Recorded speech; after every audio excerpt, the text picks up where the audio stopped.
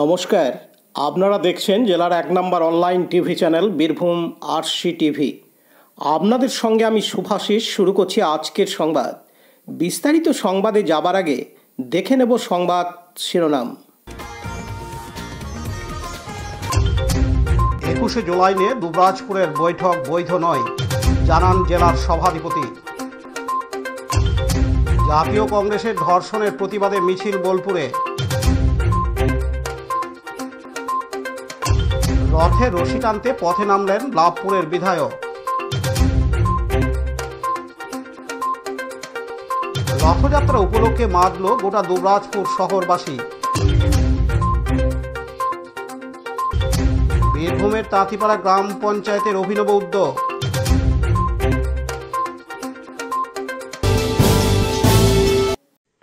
Core কমিটির অন্যতম সদস্য সুদীপ্ত ঘোষ দুবরাজপুরে ২১শে জুলাই নিয়ে যে বৈঠক করেছিলেন তা বৈধ নয় বলে জানান কোর কমিটির অন্যতম সদস্য তথা বীরভূম জেলা পরিষদের সভাধিপতি ফাইজুল হক ওরফে কাজল শেখ। যেহেতু কোর কমিটির অন্যতম সদস্য তথা সিউড়ি বিধানসভার বিধায়ক বিকাশ রায়চৌধুরীকে দুবরাজপুরের দায়িত্ব দেওয়া আছে বলে তিনি জানান, তা সত্ত্বেও কিভাবে সুদীপ্ত ঘোষ বৈঠক করেছেন তিনি বলেন, আমি কোর কমিটির সদস্য হয়ে বলছি, বিকাশবাবুকে দুবরাজপুরের দায়িত্ব দেওয়া আছে কোর কমিটির সর্বসম্মতিক্রমে। যদি ওখানে কোনো মিটিং বা মিছিল বা বৈঠক করতেই হয় তাহলে বিকাশ রায়চৌধুরী যাবেন দুবরাজপুরে। ওনার উচিত ছিল কোর কমিটির সম্মতি নেওয়া, কিন্তু উনি তা নেননি, উনি এটা ঠিক করেননি। আমি কোর কমিটির কাছে এটা আলোচনা করব, তাতে যদি সঠিক উত্তর পাই তাহলে ঠিক আছে, না পেলে অবশ্যই রাজ্য নেতৃত্বকে বিষয়টি জানাবো। এদিন তিনি আরও জানান, দেখুন, এই বিষয়ে একটাই কথা বলবো, যেটা একটা প্রবাদ বাক্য আছে, গায়ে মানে না আপনা মনে, সেই মোতাবরি করতে উনি গিয়েছেন। তাছাড়াও তিনি সেখানে তার জন্ম বোলপুর, সেই বোলপুরটাকেই আমরা হাঁটছি, সেটাই ঠিক করতে পারছে না। তো দুবরাজপুরে গিয়ে মাতব্বরি করার কোনো প্রয়োজন আছে বলে আমি মনে করি না। তাছাড়া আমি যেটুকু জানি, আমি একজন কোর কমিটির সদস্য হিসেবে বলছি যে দুবরাজপুরের দায়িত্ব বর্তমানে সিউড়ির বিধায়ক বিকাশ রায়চৌধুরীকে দলগতভাবে কোর কমিটির পক্ষ থেকে দেওয়া আছে। স্বভাবতই ওখানে যদি কোনো মিটিং করতে হয়, দলীয় কর্মসূচি করতে হয়, ওখানকার যারা দলের নেতাকর্মী আছে তাদেরকে নিয়ে বসতে হয়, ২১শে জুলাই হোক বা ২৭শে জুলাই নিয়ে, তাহলে সেখানে বিকাশ রায়চৌধুরী বা কোর কমিটির সদস্যদের অনুমতি নেওয়ার প্রয়োজন ছিল, তিনি অনুমতি নেননি। স্বভাবতই ১২ তারিখে যে কোর কমিটির মিটিং আছে, সেই কোর কমিটির মিটিংয়ে এই বিষয়টাকে আমি আলোচনা করব এবং কোর কমিটির সদস্যদের কাছ থেকে যদি এর সঠিক উত্তর না পাই তাহলে রাজ্য নেতৃত্বকে আমি অবশ্যই বিষয়টা জানাবো। উচিত হয়নি, যেটা করেছেন ঠিক করেন। কাজী আমিরুল ইসলামের report, Birbhum RC TV, Bolpur. এখন বিজ্ঞাপন বিরতি, ফিরে আসছি বিরতির পর। আরসি স্টাইল স্কুল ড্রেস এর বিপুল সম্ভার ও সামগ্রী একই ছাদের নিচে। এখানে যে কোনো স্কুল, কলেজ, বেসরকারি শিক্ষা প্রতিষ্ঠান, সিকিউরিটি গার্ড, কেটারিং এর ইউনিফর্মও তৈরি করা হয়। এখানে প্যান্ট, শার্ট, স্কার্ট, জুতো, মোজা, সোয়েটার, ব্লেজার, টুপি, বেল্ট, টাই, জলের বোতল, টিফিন বক্স ও অন্যান্য ইউনিফর্ম সেলাই ও সাপ্লাই করা হয়। এখানে নামি দামি কোম্পানির প্যান্ট, শার্ট, পাঞ্জাবি, পাজামার পিস ও থান কাপড় পাওয়া যায়, যেমন বিমল, রেমন্ডস, ডোনিয়ার, কেলভিন। এখানে গিফট আইটেম, আধুনিক ডিজাইনের কার্পেট, ডাইনিং কভার, পাপোশ, পর্দা ইত্যাদি পাওয়া যায়। বিশেষ প্রস্তাব, প্যান্ট, শার্ট, ব্লাউজ, চুড়িদার, সেলাই ও ফলস পার করা হয়। যোগাযোগ করুন 9883752306। ঠিকানা দুবরাজপুর, ফ্যাশন এক্সপ্রেসের পাশে। গতকাল শুক্রবার ২৭শে জুন সাউথ ক্যালকাটা ল কলেজের ছাত্রীকে ধর্ষণ করায় বেশ উত্তপ্ত ছিল কসবা থানা এলাকায়। দফায় দফায় একাধিক রাজনৈতিক দল বিক্ষোভ প্রদর্শন করে কসবা থানার সামনে, কিন্তু এই বিক্ষোভ ফের সারা রাজ্যে ছড়িয়ে পড়ল। সেই রকম চিত্র দেখা গেল বোলপুর শান্তিনিকেতন এলাকায় আজ শনিবার ২৮শে জুন। ধর্ষণের প্রতিবাদ করতে জাতীয় কংগ্রেসের কর্মীরা একত্রিত হয়ে পথে নামেন। এই প্রতিবাদ মিছিলটি শুরু হয় বোলপুর শহর ও ব্লক কংগ্রেসের কার্যালয় থেকে এবং বোলপুর চৌরাস্তা হয়ে পথ পরিক্রমা করে গান্ধী মূর্তির পাদদেশে প্রতিবাদ মিছিলটি শেষ হয়। কংগ্রেস কর্মীরা জানান, ধর্ষণের প্রতিবাদে আগামী দিনে আরও বৃহত্তর আন্দোলন নামবেন এদিন বোলপুর শহর কংগ্রেসের সভাপতি শিব কিঙ্কর শাহ জানান, কংগ্রেস দল সবসময় এ বিষয়ে প্রতিবাদ করবে, অতীতেও প্রতিবাদ করেছে, বর্তমানেও করছে, আগামী দিনেও প্রতিবাদ চালিয়ে যাবে। এদিন তিনি আরও জানান, গতকাল যে আমাদের কসবাজার আইন কলেজের এক ছাত্রীকে যেভাবে সন্ধ্যার সময় ওখানে তৃণমূল নেতা মনোজ মিশ্রের নেতৃত্বে তার প্রতি ধর্ষণ হলো, তার প্রতিবাদ গতকাল আমাদের প্রদেশ কংগ্রেস এবং বিভিন্ন বিরোধী দল কলকাতায় প্রতিবাদ করেছে। আমরা আজ বোলপুরে আমাদের মহকুমা কংগ্রেস এবং বোলপুর কংগ্রেস এই প্রতিবাদে নেমেছি। কংগ্রেস দল সবসময় প্রতিবাদ করবে, তারা সংখ্যা দেখে না, সেই সংখ্যা অনুযায়ী প্রতিবাদ করে, সব ব্যাপারই প্রতিবাদ করে, আজও প্রতিবাদ করবে, আগামী দিনেও প্রতিবাদ করবে তৃণমূলের এগেন্স্টে। আপনার নাম? আমার নাম শিব কিঙ্কর সাহা, আমি বোলপুর শহর কংগ্রেস সভাপতি এবং প্রদেশ কংগ্রেস সদস্য। কাজী আমিরুল ইসলামের report, Birbhum RC TV, Bolpur. এখন বিজ্ঞাপন বিরতি, ফিরে আসছি বিরতির পর। সব থেকে ভালো চিকিৎসা, সবচেয়ে কম খরচে, সবচেয়ে কম খরচে। সব থেকে ভালো চিকিৎসা, সবচেয়ে কম খরচে, সবচেয়ে কম খরচে। বিশ্বমানের স্বাস্থ্য পরিষেবা মিলবে দিনে রাতে, বিশ্বমানের স্বাস্থ্য পরিষেবা মিলবে দিনে রাতে। মনি মহেশ হসপিটাল, মনি মহেশ হসপিটাল, মনি মহেশ হসপিটাল, মনি মহেশ হসপিটাল। মনি মহেশ হসপিটাল, দুবরাজপুর, বীরভূম। ফিরে এলাম বিরতির পর। আষাঢ় মাসে শুক্ল দ্বিতীয়ায় বলরাম ও বোন সুভদ্রার সঙ্গে বাঁশির বাড়ি অর্থাৎ ইন্দ্র দুষ্মের পত্নী গুন্ডিচারের বাড়ি রথে চলে যান জগন্নাথ মহাপ্রভু। সেই রথযাত্রা উপলক্ষে ভারতসহ বিশ্বের নানা প্রান্তের মানুষ উৎসবে মেতে ওঠেন। এদিন বাদ যাননি লাভপুরের বিধায়ক অভিজিৎ সিনহা ওরফে রানাদা। তিনি গতকাল শুক্রবার 27 জুন বিকেলে নিজ পৈতৃক ভূমি দাসকল গ্রামে রথের রশি টানলেন। উল্টো রথ পর্যন্ত 7 দিন ধরে চলবে কীর্তন ও মৎসব, খাবেন অগণিত ভক্ত। এ ব্যাপারে তিনি বলেন, রথযাত্রা মানেই হচ্ছে মায়ের আগমন বার্তা, অর্থাৎ মা দুর্গার আগমন বার্তা। এই কারণেই যে আপনারা জানেন মায়ের যে কাঠামো থাকে, যেখানে আজকে থেকেই মায়ের কাঠামোতে গঙ্গা মৃত্তিকা দিয়ে মাটি দেওয়া শুরু হয়, সেই জন্যই রথে গ্রামের বাড়িতে আসা বলরাম, জগন্নাথ মহাপ্রভু, সুভদ্রার পুজো দেওয়া ও থাকা। এদিন থেকে মনটা আনন্দে ভরে ওঠে। তিনি আরও জানান, রথযাত্রা মানেই হচ্ছে মায়ের আগমন বার্তা, অর্থাৎ মা দুর্গার আগমন বার্তা। এই কারণে যে আপনারা জানেন যেগুলো বাড়ির পুজো, সেই বাড়িতে যেখানে কাঠামোতে মাটি দেওয়া হয় গঙ্গা মৃত্তিকা দিয়ে, আজকে থেকেই শুভ সূচনা।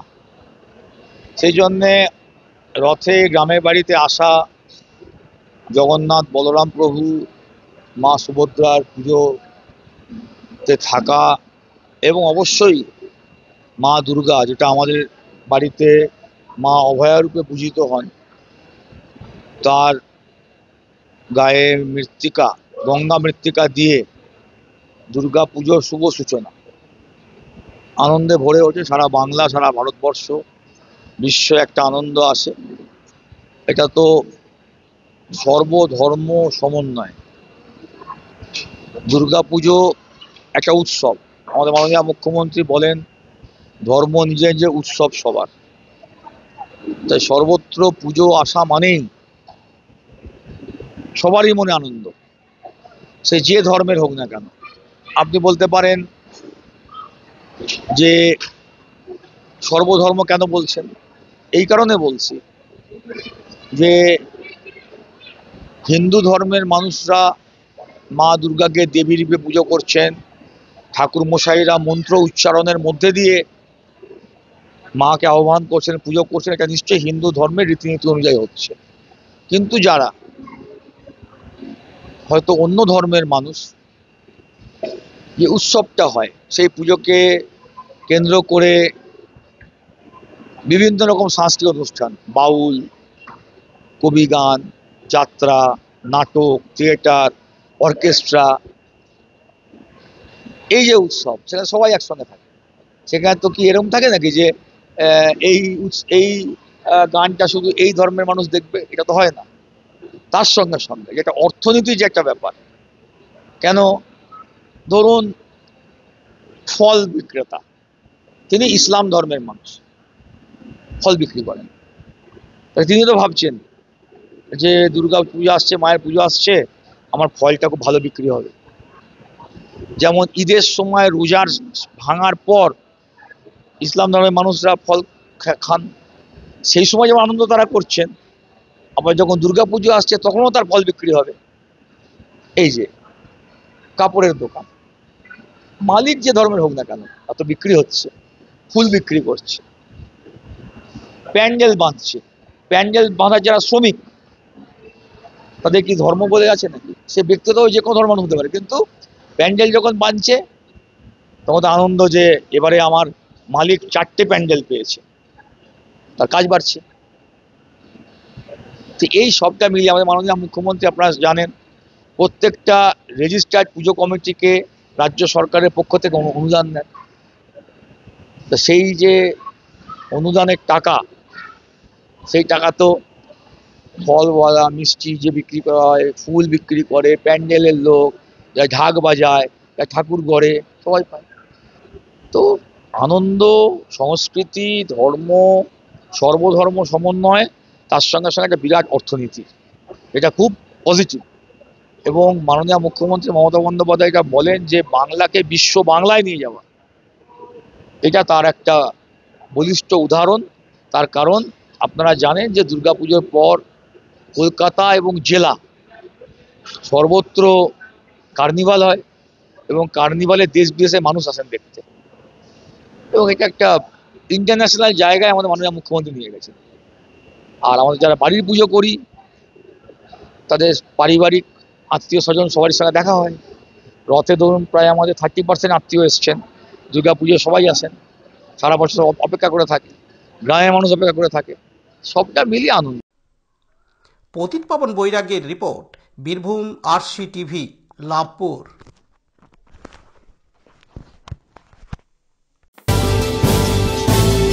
এখন বিজ্ঞাপন বিরতি, ফিরে আসছি বিরতির পর। দুবরাজপুর শ্রী শ্রী রামকৃষ্ণ আশ্রম পরিচালিত অভেদানন্দ সেবা মঙ্গল হাসপাতাল বীরভূম জেলার বুকে একটি অন্যতম সেরা চক্ষু হাসপাতাল। এখানে প্রত্যেক দিন স্বল্প মূল্যে অত্যাধুনিক যন্ত্রপাতির সাহায্যে অভিজ্ঞ চক্ষু বিশেষজ্ঞের দ্বারা চক্ষু পরীক্ষা ও চক্ষু ছানি অপারেশন, ফেকোমাইক্রো সার্জারি করা হয়। এছাড়াও এই হাসপাতালে অতি স্বল্প মূল্যে যাবতীয় পরীক্ষা নিরীক্ষা, যেমন রক্তের সমস্ত রকম পরীক্ষা, ইসিজি, ইউএসজি, থাইরয়েড পরীক্ষা করা হয়। এখানে অতি স্বল্প মূল্যে চশমা তৈরি করা হয়। এছাড়াও এখানে প্রত্যেক দিন বিনামূল্যে অন্যান্য রোগের চিকিৎসা করা হয়। আমাদের আদর্শ শিব জ্ঞানের সেবা। যোগাযোগের নম্বর 9382571046 অথবা 9564554959 অথবা 7407405155। ঠিকানা অভেদানন্দ সেবা মঙ্গল হাসপাতাল, ওয়ার্ড নম্বর 4, দুবরাজপুর, বীরভূম। ফিরে এলাম বিরতির পর। গতকাল শুক্রবার 27শে জুন রথযাত্রা উপলক্ষে মেতেছিল দুবরাজপুর শহরবাসী। দুবরাজপুর শহরের রাস্তায় রথযাত্রা উপলক্ষে ভক্তদের ভিড় লক্ষ্য করা গিয়েছিল। দুবরাজপুরের বেশ কয়েকটি রথ দুবরাজপুর শহরের রাস্তায় নামেও পরিক্রমা করে, যার মধ্যে প্রথমে ছিল দুবরাজপুরের মহাপ্রভুর রথ, তারপর ছিল দুবরাজপুর শ্রী শ্রী রামকৃষ্ণ আশ্রমের রথ সহ আরও বেশ কয়েকটি পাড়ার রথ। এদিন রথগুলি বাদ্যযন্ত্র সহকারে একসঙ্গে পরপর পরিক্রমা করে গোটা দুবরাজপুর শহর। দুবরাজপুর শহরের রাস্তার দুধারে প্রচুর ভক্তের ভিড় দেখা যায় এবং পূর্ণ অর্জনের জন্য রথের রশিতে টান দেন। অপ্রীতিকর ঘটনা এড়াতে ছিলেন ডিএসপি ক্রাইম প্রতীক রায়, দুবরাজপুর থানার ওসি মনোজ সিং সহ বিশাল পুলিশ বাহিনী। এছাড়াও অ্যাম্বুলেন্সের ব্যবস্থা রাখা হয়েছিল পুলিশের পক্ষ থেকে। রথের প্রসেশন চলার কারণে বেশ কিছুক্ষণ বন্ধ ছিল রানীগঞ্জ মোরগ্রাম 14 নম্বর জাতীয় সড়ক। এদিন দুবরাজপুর পৌরসভার পৌরপিতা পীযূষ পাণ্ডে জানান, আজকে এই মুহূর্তে আমরা দুবরাজপুর বাজারে রয়েছি, ধর্মশালার কাছে। আজকে ঐতিহ্যমণ্ডিত রথযাত্রা, দুবরাজপুর মহাপ্রভু মন্দিরের রথ, রামকৃষ্ণ আশ্রমের রথ এবং আরও কতগুলি রথ বিভিন্ন জায়গায়, শহরের বিভিন্ন জায়গা থেকে আসে, একসাথে শহর পরিক্রমা করছে। খুব ভালো লাগছে। এই রথ পরিক্রমায় শুরু থেকে আছি, খুব শান্তিপূর্ণভাবে সুশৃঙ্খলভাবে সমস্ত দুবরাজপুরবাসী নেমে পড়েছে। পার্শ্ববর্তী গ্রামেরও মানুষজন এসছে রথযাত্রা দেখতে, ভালো লাগছে। এবং মহাপ্রভু মন্দিরে এই রথের পর প্রায় 6-7 লোকের প্রসাদ বিতরণের অনুষ্ঠান থাকে, প্রসাদ খাওয়ার। খুব ভালো লাগছে এক কথায় আজকের অনুষ্ঠান। এবং আমি আমার 60 বছর থেকে, সে 5-6 বছর বয়স থেকে আমি এই রথের সঙ্গে আছি। আজ মানে দীর্ঘদিন যাবত এই রথযাত্রা আমি দেখছি এবং সুন্দর ভালো লাগছে। আর মহাপ্রভুর রথ বহু পুরনো রথ, 100 প্রাচীন রথ, এখনও তো অনেকগুলো নূতন হয়েছে, সেগুলো যোগ দিয়েছে, একসঙ্গে শহর পরিক্রমা করছে, ভালো লাগছে। মহাপ্রভুর রথ হচ্ছে পুরনো রথ। দীঘাতেও তো রথযাত্রা হচ্ছে, কি বলবেন এই বিষয়ে? দীঘাতে জগন্নাথ দেবের মন্দির তৈরি হয়েছে আর জগন্নাথ দেবের ঠাকুর জগন্নাথ দেবের রথযাত্রা অবশ্যই হবে। রথ উপলক্ষে সেখানে রথযাত্রা হচ্ছে, সেখানে আমরা দেখে এসেছি মন্দির, খুব ভালো লাগছে যে আমাদের বাংলায় দীঘাতে একটা সুন্দর জগন্নাথ দেবের মন্দির মাননীয় মুখ্যমন্ত্রী মমতা ব্যানার্জি তৈরি করেছেন এবং সেখানে বহু পুণ্যার্থীর ভিড় এবং দীঘার পর্যটন শিল্পে অন্য মাত্রা পেয়েছে। দীঘাতে ছিল পর্যটন কেন্দ্র, পাশাপাশি জগন্নাথ মন্দির তৈরি করার জন্য প্রচুর মানুষ এখন যাচ্ছে এবং খুব সুন্দর মন্দির তৈরি করছে। মাননীয় মুখ্যমন্ত্রীকে অসংখ্য অসংখ্য ধন্যবাদ এই মন্দির নির্মাণ করে দেওয়ার জন্য। লালটু মুখার্জির report, Birbhum RC TV, Dubrajpur. এখন বিজ্ঞাপন বিরতি, ফিরে আসছি বিরতির পর।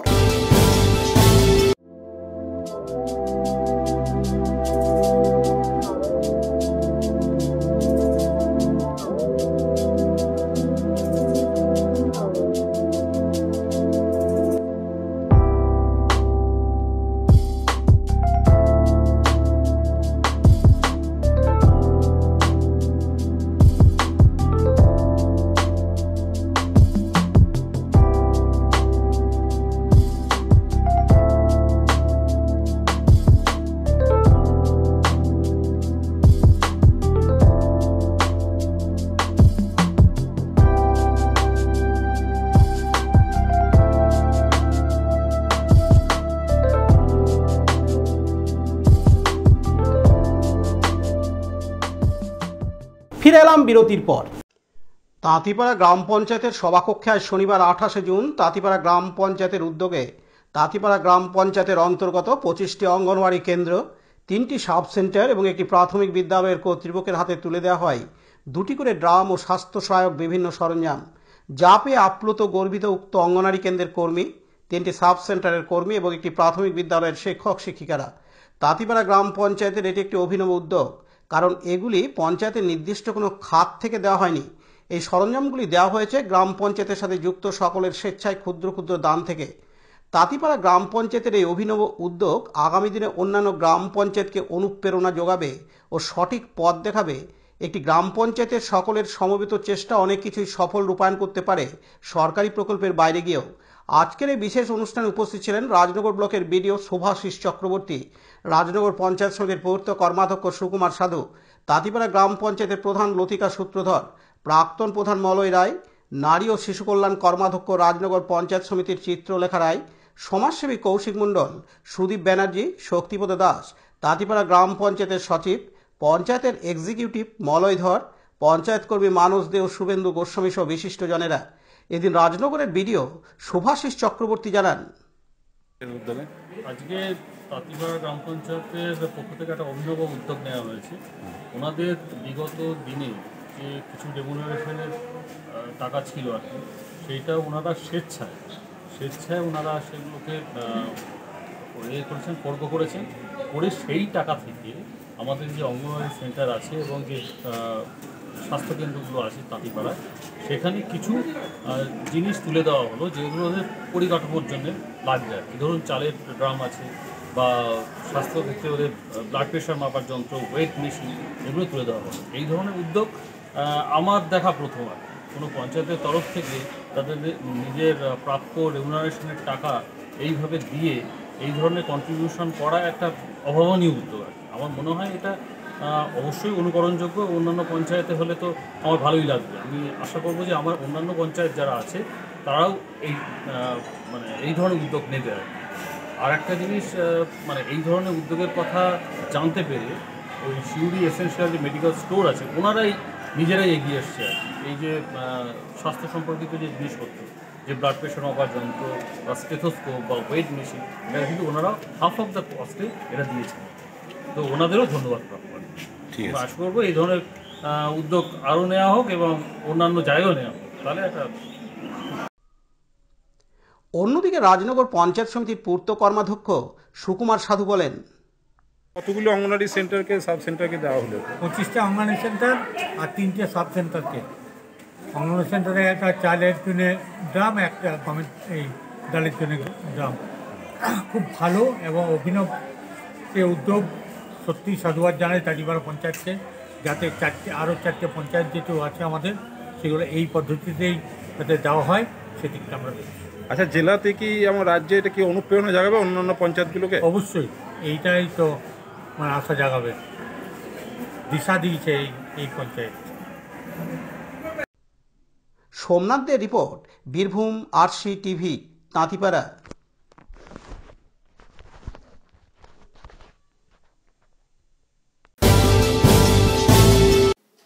আজকের সংবাদ এই পর্যন্ত। পরবর্তী সংবাদের জন্য চোখ রাখুন বীরভূম আরসি টিভির পর্দায়। নমস্কার।